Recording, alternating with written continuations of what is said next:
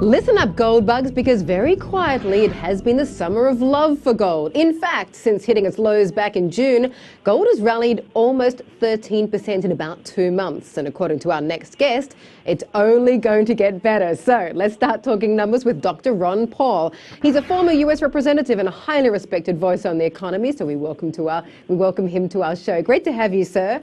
Dr. Paul, you know, as we just mentioned, gold has had a great run over a number of years, but a lot of that run has come amid dollar weakness. How much do you think the weak dollar has boosted gold, and to what extent do you see it going higher?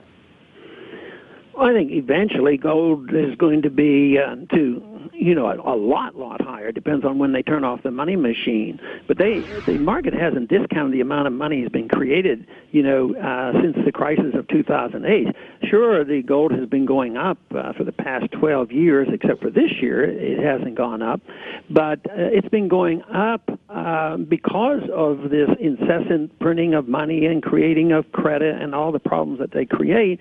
But I don't think they fully discounted all this money because of philosophy. This money isn't circulating. So even if tomorrow they decide to quit the monetizing, I think there's so much money out there, if it starts circulating, they're going to lose control. I think what's going to happen to gold, it's going to explode when they realize that the economy is going down, that we're really in a recession, which will probably start soon, and the economy is very, very weak and prices are rising. Then what is the Fed going to do? I think it'll be an exaggeration that we had in the 1970s, but they will be between the rock and the hard place, and with that type of disruption, that is when I think gold will really take off. Now, it's recovering a bit from its correction.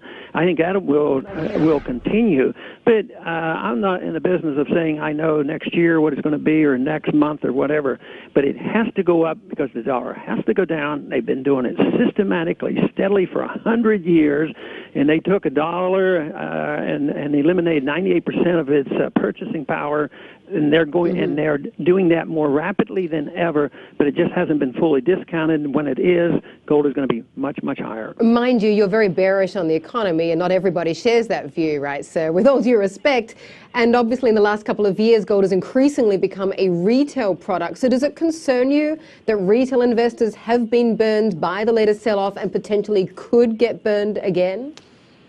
Yeah, there's always on the short run that is possible, because to have a real commodity money, it has to be a commodity, useful, desirable for jewelry or industrial purposes, just like silver, but it also has to have a monetary function, and that's why gold is different than aluminum. Industrial supply and demand will dictate that price, but not for gold. So there'll be a lot of variables involved, but ultimately, for 6,000 years, gold has been money. I believe it has been acting as money, but it's probably been more acting, with retail purchases and the people who are anticipating the market and are the traders. It's a reflection. But there will be a day when people will resort to gold once again, when they lose confidence in the dollar and all the fiat currencies, unless somebody else comes along with a strong currency and actually links it to gold. And right now, the gold is leaving the West, the European countries as well as United States. The gold actually leaves this area and goes east. So someday there may be a currency that people would want to buy, but ultimately the gold will prevail. Exactly when that's going to happen is another matter. Indeed, we will see. In the meantime, let's change topics. I want to talk about your new online network. It's at www.ronpaulchannel.com. Tell us very briefly, sir, what the network is about and why you decided not to choose to do a traditional media show. Well, several people after I left Congress came to me and offered this type of an approach on the internet, and it seemed to be more natural because so much of my support came spontaneously from the internet. The campaign thrived on that, and most of the time it was grassroots-led, and it was spontaneous. And people suggested that maybe that group of young people in particular would still be interested in hearing about the policies of liberty on both foreign policy and monetary policy and personal liberties. And that is the reason I went in that direction.